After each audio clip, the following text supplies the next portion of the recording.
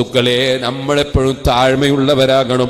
വഇബാദുർ റഹ്മാനില്ലദീന യംശൂന അലൽ അർളി ഹൗനാ വഇദാ ഖാതബഹുമുൽ ജാഹിലൂന ഖാലൂ സലാമാ.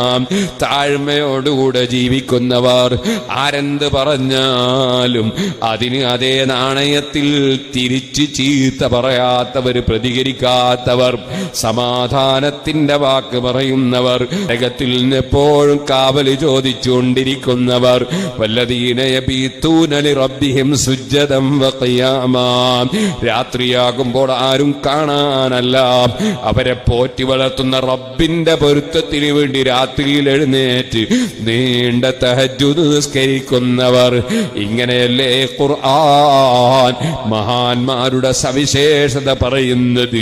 അതുകൊണ്ട് സൽക്കർമ്മികളാകണം, ദുഷ്കർമ്മികളാകരുത്.